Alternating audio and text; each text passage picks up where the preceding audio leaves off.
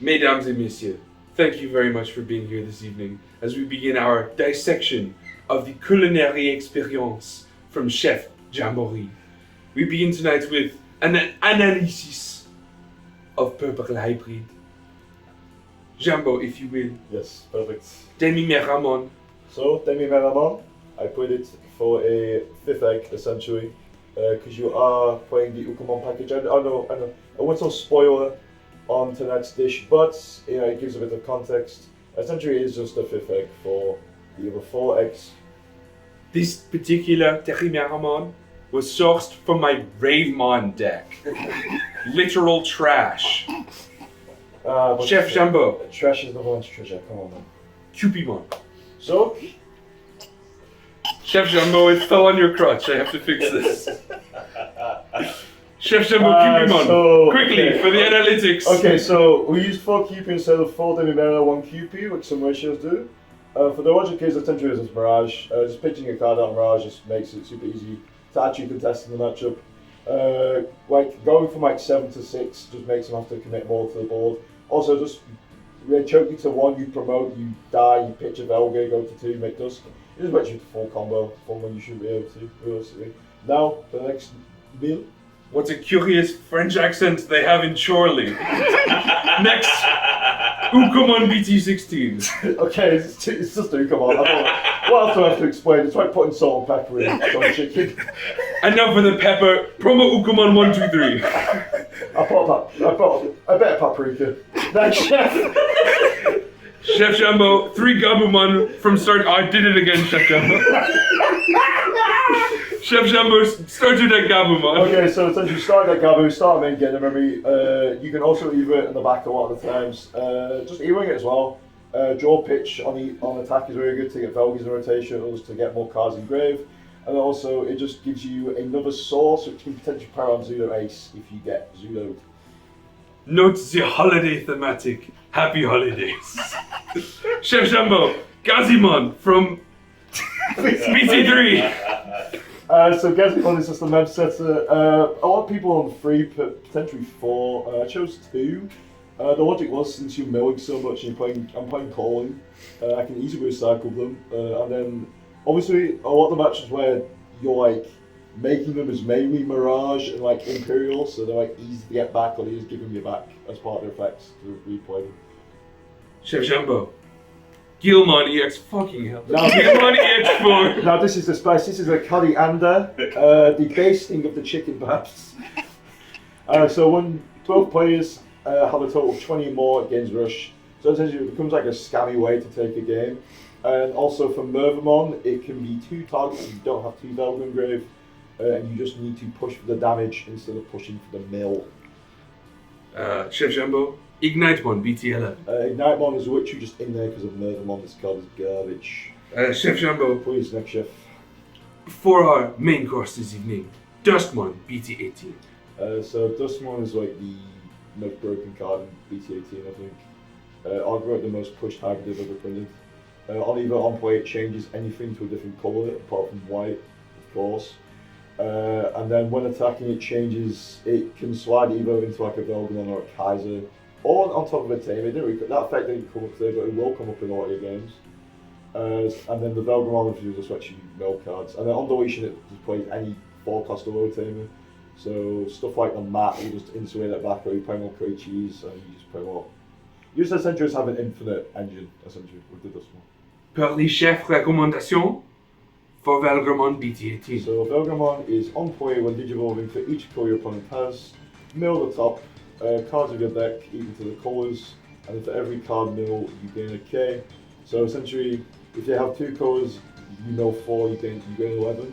So essentially it's like the Magnamon theory from back in the day, where it's just a level 4 that has a consistent power of a level 6. But also it has end of attack, you can kill any level 4 or purple Digimon to delete the lowest level. So a lot of the times what you can do is a cheap little combo. You can go Dustmon change a rookie to a purple, and then end of attack pop the rookie to pop another guy. So it's stuff like Mirage, if they misstep or something, you can change the Madoki to purple, end of attack kill it, and then kill the Mirage as well. And the side salad, Argomon BT17. The level 5 one. Chef, there's a Kaiser Veemon missing. Chef, I've lost Kaiser. This wait staff will never work a day again in their life. I swear you've lost it. Yeah, we'll come out here. It's Oh, right Kaiser, it's there. with the Duskmon. Ignore the salad. So, Kaiser Veemon is just another hybrid name. It's a generic. I also played this 50. It's a generic Emo for 2.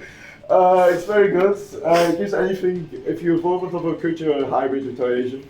So if you have another Valkyrie rotation, it can go on top of Duskmon as well. There's a couple of times where you just need the direct retaliation instead of hoping that you can crash potentially, so you can Duskmon Evo in combat stuff and get retaliation and you get a bonus that way. But it's just another hybrid you can pull. My profound apologies. Enjoy your salad. Okay, now Agumon. This card is single-handedly what makes every other hybrid matchup the most winnable stuff. No other colour apart from this can have access to. Okay, if you're playing green hybrid, sure, but why the fuck's playing green hybrid? Not me, Chef. Yeah, not you, Chef. But essentially, it suspends any amount of Tamers as cost to reduce its Evo cost. It has a Evo cost of 5. But the opponent's turn, all of opponent's Digimon, all of opponent's Tamers, cannot unsuspend. So into the hybrid matchups, a lot of the times you can bait them into overextending. You can just suspend their entire board essentially, and then they can't actually threaten you with any damage, and they have to use a removal spell a lot of the time. And for the dessert, Mervamon BT11. Now Mothermon, oh, a beautiful combo piece. So on play, you can digicross with a cross out. You can digicross with itself because it has cross out in its trade, but most of the time you do with Ignite, you get a memory back. So on summon, it summons 2 or 4 or lower purple Digimon. So a lot of the time you're summoning double Velga with this just to finish off your opponent with the mill out. Or sometimes you make double dust to change some colours and you convert those into double Velga. Sometimes you're just making double Galeman and attacking for game, but this is a really good card that allows for a lot of combo potential. To set the evening for your meal, Koichi Kimura BT7. Ah yes, the beautiful card. Getting a little German, Chef. Ignore the bomb prelude. So essentially, this is a classic card from back in the day. It used to be this was the worst of the BT7 Tamers in my opinion, but now it's one of the best. Because of the Duskmon, essentially. It's just on play draw, on pitch 1, and then on deletion, getting ring. So with the Duskmon and the Velgamon kills itself no matter what, so essentially all your Duskmon Evos become 1-cost Evos. You just have to get the memory back to weigh it into the combo. Accoutrement, Koichi Kimura BT18. So originally I was on 2 of this Koichi, cut it down to 2, just to fit space for more techie one-ups. But essentially it's just pitch a card to gain memory, start a main. This is really good because you can go Duskmon on top of it, change the colour of course, and then make Velga and then mill some cards. And then because the when attacking is still pending, you can add something later in the combat step after you mill. So it's really good as a resource engine. You can't consistently have Duskmon back. A fine vintage wine, Matt Ishida BT2. A true classic. Now, Matt Ishida, obviously we don't have to explain this card, this is a member set that has any Digimon back, but with Duskmon allows you to infinite loop them. There's so many times this weekend where I just make Duskmon on top of it, make Velga, end of attack, kill itself, play Matt and just add the Duskmon back. It consistently threatens 1 damage every turn, which may not seem that good, but when it's an infinite damage source, it's very good. The fact you can add options as well, you can add Jack Raid back, and add Colin back, and add some other removal options. It's just extreme.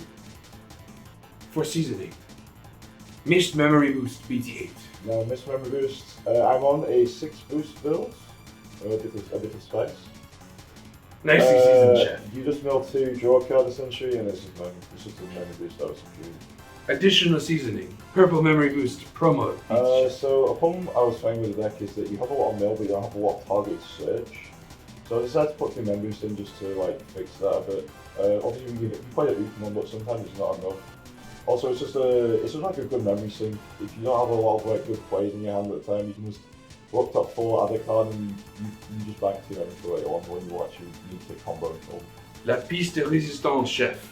Jack Raid BT4. They need to ban this card. So for every 10 cards in trash you gain memory, but with the Velgamon engine you're milling so much that it's so easy to hit 20. I think at one point in the day I hit fucking 34 in deck. No, 34 in grave, sorry. I had 4 in hand, so I just gained 12 memory in a single turn. Beautiful. The ice to the tap water. Rivals barrage. So Sorry, obviously- Beelzemon starter deck. Yes. Gigantic bastards in the comments. In Rivals Barrage, the reason we play it is just it's a removal spell, but also when you mill it, you can play it to the battle area, so it adds a resource back for your next turn. Also, its security bomb effect is just pop anything, so it's just very good. Yeah, it's pop highest, isn't it? Yeah, pop highest, but right. Well, I wonder what the fuck I'm popping, it's going to be the highest, isn't it? Chef. Criminal, deeply illegal contraband has entered the kitchen. Calling from Darkness BT7. My baby. For one cost, you don't have to delete a Digimon. Put it on my face. You don't have to delete a Digimon, by the way. You can just cast it for one memory. Did you mean the camera or the code? You can just cast it for one memory. You don't need to delete a Digimon. So if you have nothing in play, you can just cast it and add 2 cards back. It isn't broken. Come on, move away. My apologies, Chef. Thank you. Sorry I poked you in the eye. Chef. Box Topper. Ancient Guardian Deity from BT17. So Ancient Guardian Deity, it's just like a nice one that you can add off the BT18 Koichi. It just adds any hybrid back in rotation, so if you can't get this one back, it feels really good, and it plays an Inherited Tamer for reduce of 4. So just converting 2 into a 4 cost Tamer or 2 into a BT7 Koichi for extend feels very good. Chef, the health inspector has arrived and we have burned the kitchen down in response. EX3 Megiddo flame. Now, this was a card that I was cooking. Essentially, so its normal thing is just pop a level 4 lower, but its second effect is I can do it with my own Digimon. We pop a 6 or lower. So the logic is that into Mirage, when they make Hexablow, passing 7 with rivals is too much memory. So if we can reduce it with this, obviously, so we play start at Gabu. That gains your memory starter main, use it for keeping on that gains your memories when it dies. So the logic is that it becomes a 2-cost removal spell that you can add back with Map.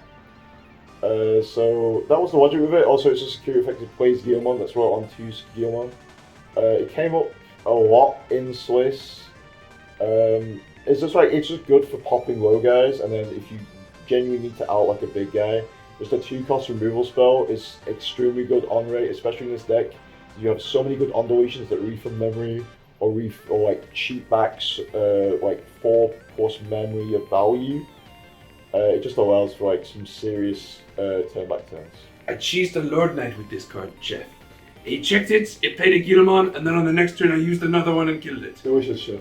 Delicious. Chef, we're out of ingredients and the kitchen has closed. How did your run go? 5-5 day 1. Chef, that's quite average. Not only, why am I doing a deck with Chef? I'll tell you. I went X-1 day 2. Chef, in the side event, Chef. In the side events, but I did play against Spooky. Second place World Championship, by the way. Very good. Man. So round 1, I played against Imperial. Best of 1, by the way. Beat him. Beat Spooky round 2. Beat Imperial round 3. Beat we go round 4. Birds. This food, it tastes like a fake format to me. Ratatouille, take the ratatouille. There's no fucking turkey in this kitchen. And I lost the birds. And It's round, bullshit, Chef. They never lose. and then in round 5 I beat DNA Toolbox. But yeah, that's pretty much the run. In all seriousness, thank you all for watching. Thank you all. My beautiful chef Tom. I played this deck, went X4 drop. I will do. And then thank you all to Bandai. There's more of them. Thank you to the beautiful cameraman, Elixir. Hey. Bye guys. Like and subscribe.